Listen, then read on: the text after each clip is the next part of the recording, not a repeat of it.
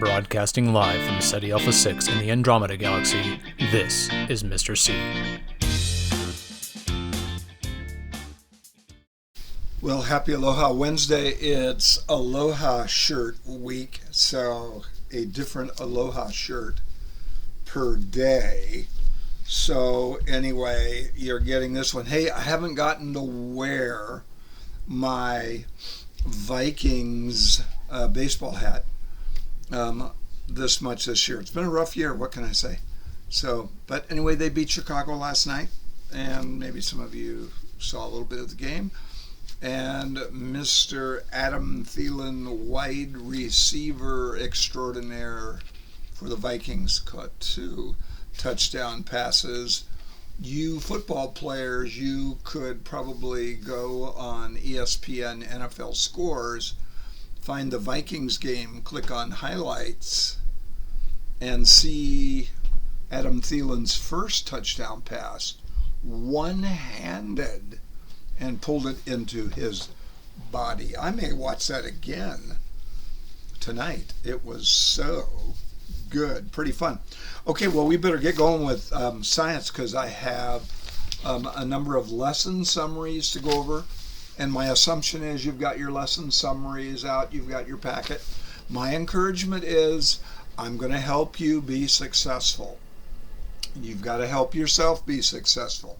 So, my recommendation, review, 12, 15 minutes each night, the lesson summaries that we go over during the day. And Bob's your uncle. Hey, night observations, just really quick. I have to say right now in the night sky and then the morning sky, we've got the 5, actually, let's see, for you guys, tonight, the 6 brightest objects that we can see at night from Earth. So you got your moon, of course. So now some of you are going, well, what about the sun? I said night object. Oh, that's right. Yeah, night objects. So you got the moon, number 1. Then you got Venus, and it's available in the morning sky, 5:45-ish a.m. I'm not getting up. It's too early. It's up to you. So Venus, then you've got Jupiter, number 3, and then Mars, number 4, and Mars is available tonight in the evening sky in the east if it's not cloudy. And then you have Sirius, the brightest star that we can see, and it's available in the morning. Remember, in the morning, 5:45-ish, 6 o'clock, okay? 6 o'clock is almost too late, almost, 6 a.m. If you look in the southwest, high in the southwest, excuse me, there is Orion, looks like a cross, top star, bottom star, anyway, excuse me, and the 3 belt stars point down to Sirius, brightest star that we can see, and it is beautiful. Got to check, I think it might be a reddish star, and the color of a star tells you its temperature. We'll get to that probably tomorrow, I think. So you 7th graders. But anyway, and get this. Tonight the ISS is going over at 5:46 p.m. 4-minute pass. 4 minutes it'll be up from horizon to horizon, starting in the south and then going across to the east. Not super high, but you'll be able to see it. It's a very bright object. It's the 2nd brightest object in the night sky after the moon, even brighter than Venus. So it should be pretty. But isn't this cool? So you've got the 5 brightest objects in the night sky, all available in the evening and the morning. I mean, I just think that is really cool. Do you really? I really do. I'm not kidding. So anyway, have a look. So it should be cool. Now, I take it back. We don't have the moon up right now. So with the ISS, then the 5 next brightest objects, ISS, Venus, Jupiter, Mars, and Sirius. So I hope you'll give them a look. Remember, if you do both and turn them in, 15 out of 15, nice little bonus. And last night, for fun's sake, I had my binos out, binoculars, and I looked at Jupiter. Remember, Saturn's closing on Jupiter, getting very close. I looked at Jupiter, and I could clearly see one Galilean moon. Are you going to have a look tonight? I am. So, anyway. Okay. So, 7th graders, you got your packet. Get rolling, Mr. C. All right, remember, you don't have to do anything on LS1. So, that's why I've crossed LS1 out. Okay. This is the rapid fire round. If I ask any question going forward right now in this lightning round or rapid fire round, I'll ask it on the test. Okay? So what do we call spinning on the axis? That would be rotate, rotate. So you'll ask that on the test. Oh yeah. What do you call going around another object held in by the gravity of that object? Revolution. So you know I'm going to ask that. And the 2 reasons for the seasons, the Earth's tilt. The Earth's tilt, see it's tilted, and its revolution around the sun. 2 reasons for the season, tilt and revolution. On the test, you betcha. Isn't that cool? That's LS2. LS3, guaranteed I'm going to ask these things. What's a force? Going to ask it. What is gravity? I'm going to ask it. What's the universal law of gravitation that Newton came up with?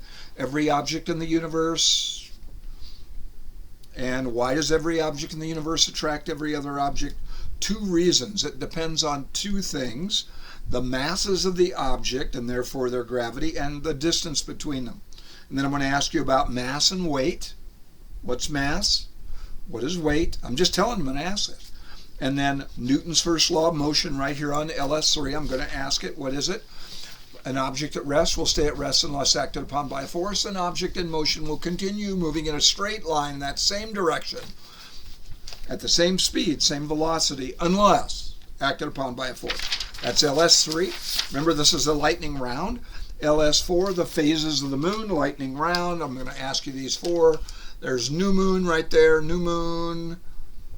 First quarter, going to ask it. Full moon, 3rd quarter. There you go. So, and eclipses. I'm going to ask you the 2 kinds of eclipses. What do you call it where the moon is blocking light from the sun? That would be a solar eclipse. And what do you call it over here where the earth blocks light to the moon? Light to the moon is cut off. Lunar eclipse. So I guarantee I'm going to ask those. So that's LS4. LS5, I'm going to ask you what causes the tides. What causes this bulge of water right there? The pull of the moon's gravity and the sun's gravity causing a bulge of water, ocean water, that the earth rotates through. So as the earth rotates into this higher kind of like bulge, it's not massive, but as it rotates into it, the tide's getting higher, higher, higher, higher, high tide, and then lower, lower, lower, lower, lower, lower, low tide. So tides, LS5. There you go. So LS6, we're on the moon now. So, and things about the moon. So you've got LS6 out in front of you, right? LS6. Hey, how'd you like the lightning round? Thought you'd like it.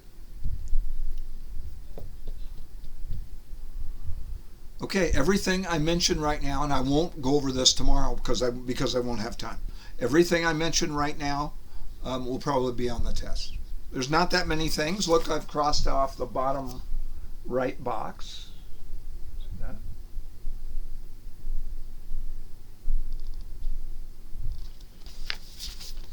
So God created the moon as he did every object in space. He created everything. Every atom in the universe he created, and it brings him great glory. He is a great God. So, and everywhere we look, we see his glory due to just the design everywhere you look. The spacing of every object in space, the way it's spaced. So it's going fast enough, and it's got enough mass, so it's got enough gravity, and they're not running into each other. Most things aren't. Now, a few things are. Last night, there were meteors that were running into the earth, leftovers from a comet, but not many. I looked for about 15 minutes and didn't see any. It's not a great meteor shower.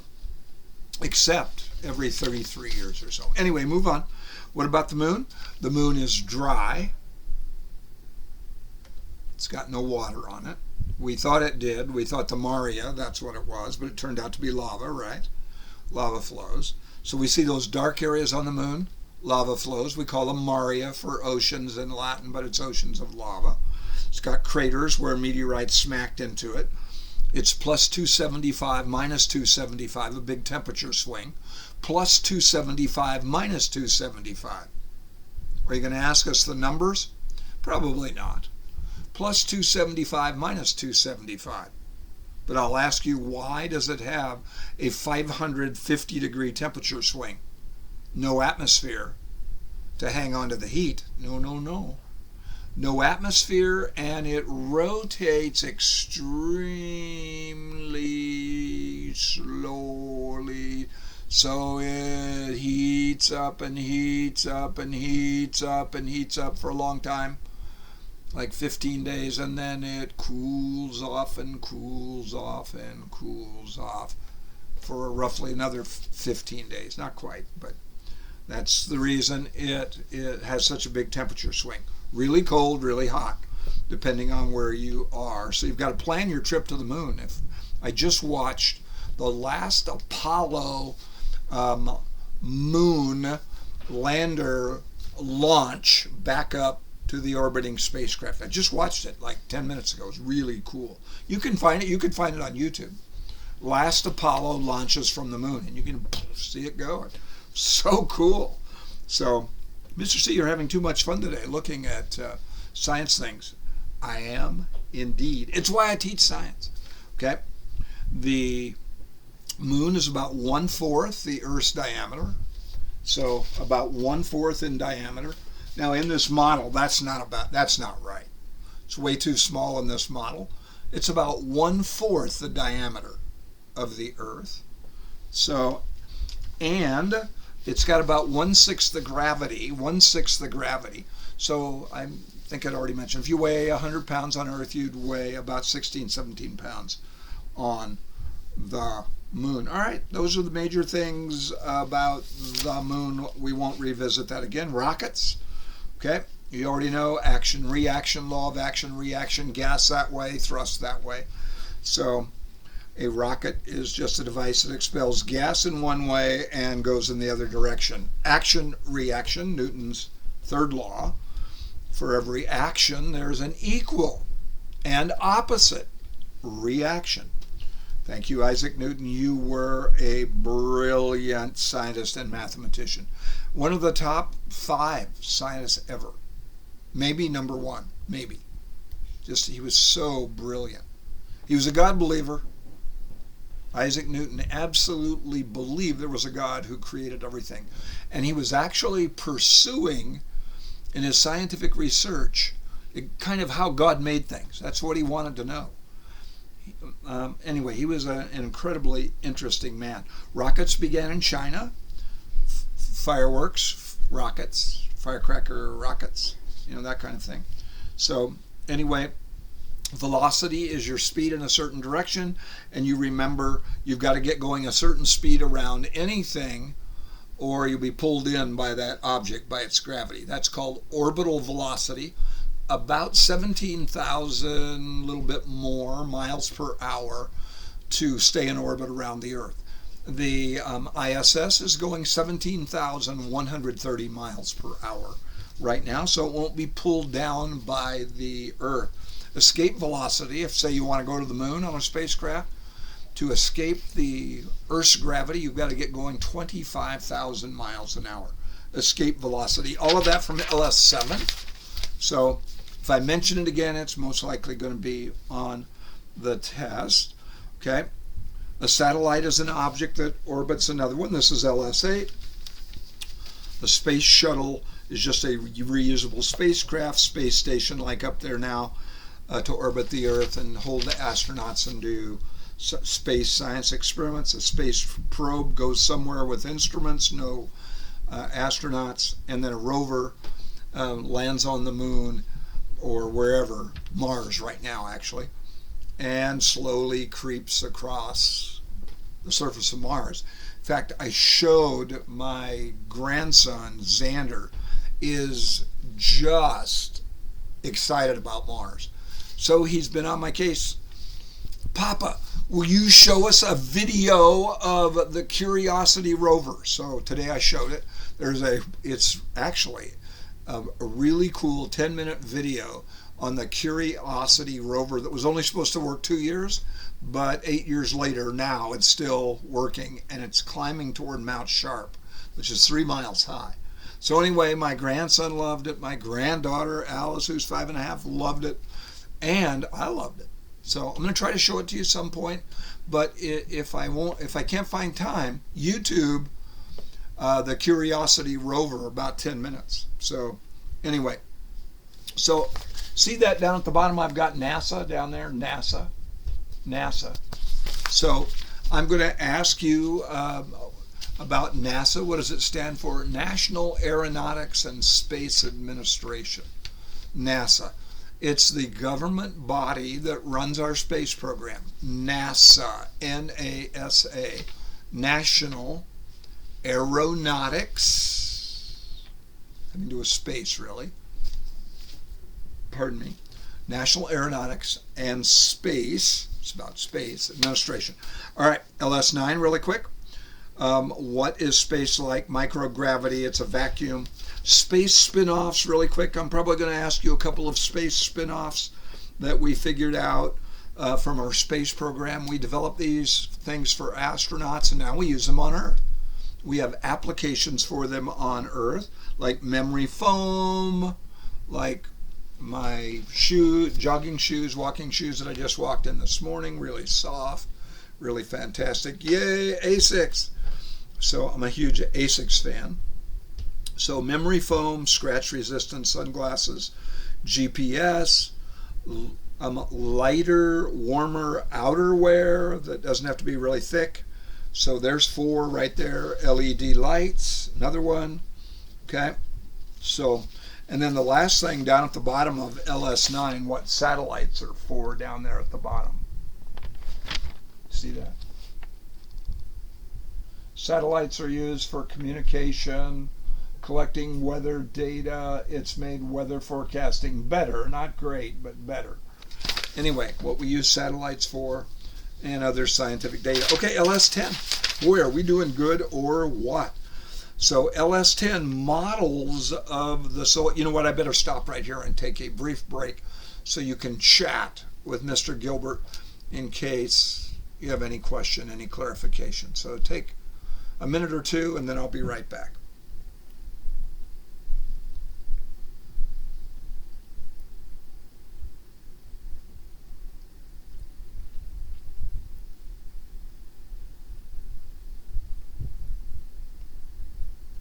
Okay, I'm back.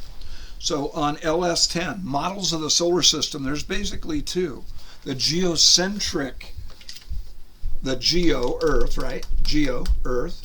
Geocentric, Earth-centered, the idea that the Earth was the center of the, no it wasn't, no.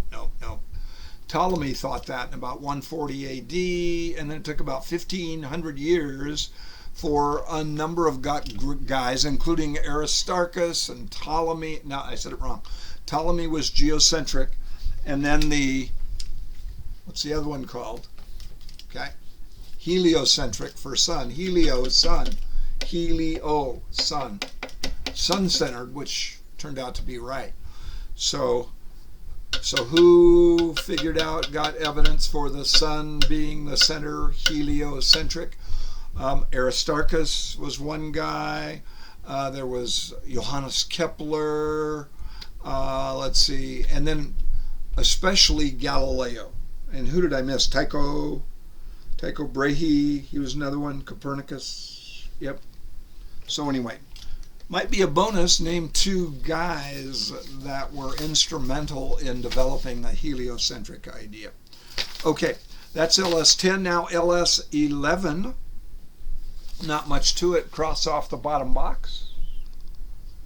LS11, cross off the bottom box. The bottom box is, how did the solar system form? Well, they're going to say it accidentally formed over a long period of time, blah, blah, blah, Big Bang, yeah.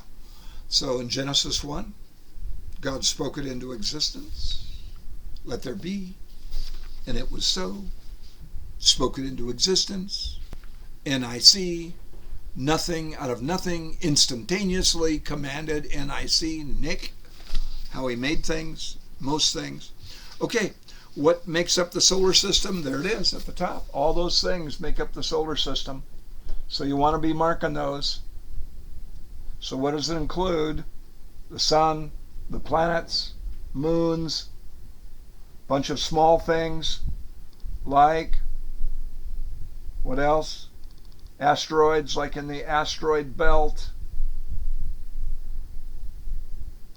Now they make a big deal about Pluto being a dwarf planet. All right, go for it. Dwarf planet. It's small, I guess so. But it's not. But it orbits the sun. So I'm going, it's a planet. Yep. So anyway. So, and then I like what it says here. Gravity holds the solar system together. Do you know God had to make the sun the right mass so it would have the right gravity, so it would hold all those objects in? Now evolutionists would go, it's just accidental that the sun happens to have the right amount of mass, so it has the right amount of gravity to hold everything in, and they just happen to have the right speed around the sun so they don't fly off or get pulled in. Yeah, right, and I'm Santa Claus. Sure. That is such a goofy idea. It makes no sense. But if you don't want to believe in a God who designed everything, you got to come up with goofy. So goofy idea. And then the last thing is an astronomical unit.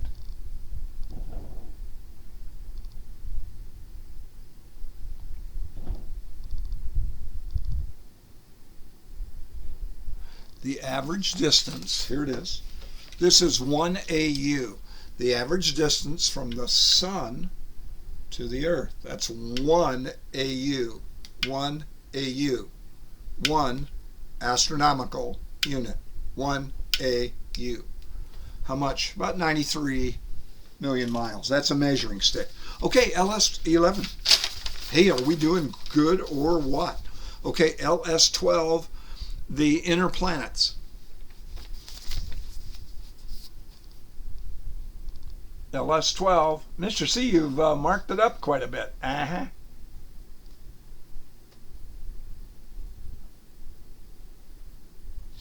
Now, what are the characteristics of the inner planets? Now, say a few in your head, not out loud. Characteristics of inner planets compared to the outers. Small. What else? Solid or terrestrial. They're solid. The outers are made of gas.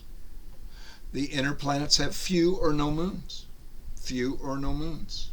How many rings do the inner planets have around them? Nada. No rings. So no ring systems around them. They're dense. That means the atoms are packed tight. They are fast revolvers. They've got to be. God designed them to be, so they wouldn't be pulled in by the sun because they're closer to the sun. And they're slow rotators compared to the outers. So, and then you have all the specific data, and you're going to look that over on your own, and you've got it in your journal. All the specific data on my very educated mother. We'll stop there. Mercury, Venus, Earth, Mars. So are you going to ask us for any just rights for the Earth? You betcha. Did you copy that? JRs for the Earth, just rights. Yep. So, and then I'm going to do some matching. So I'll go, which one has iron oxide in the soil, and therefore it's orangish looking, rusty looking? Mars, of course. Which one has 70% water? Earth. So I'm going to ask that kind of thing. The smallest one, and it's got a huge temperature swing because it doesn't have an atmosphere like the moon, and it's rotating really slow. But it's got a bigger temperature swing, minus 250 plus 850, because it's really close to the sun, Mercury. So I'm going to ask you those kinds of questions. I might ask you, I'll ask you one about Venus. I might ask you for several of the characteristics of Venus. Remember, I call it the nasty planet because it'll kill you in 6 ways in 10 seconds. I'm exaggerating a little bit, but not much. It's a bad, nasty planet. Greenhouse effect, right? You'll be crushed like an aluminum can. Because of the high air pressure, you'll fry because it's 900 degrees Fahrenheit. Wouldn't that be fun? So, and it's got high hurricane winds, so you'll be blown into something. Your dead body, because you'll already be dead, will be blown into something at 200 miles an hour, at high speed. Mr. C, come on. So can you move on? It's bad. Yeah, it's bad. So anyway, I'll ask you some matching questions on the inners. Now, I'd like you to turn to LS15. LS15, please. LS15. The outer planets, just the opposite. LS15.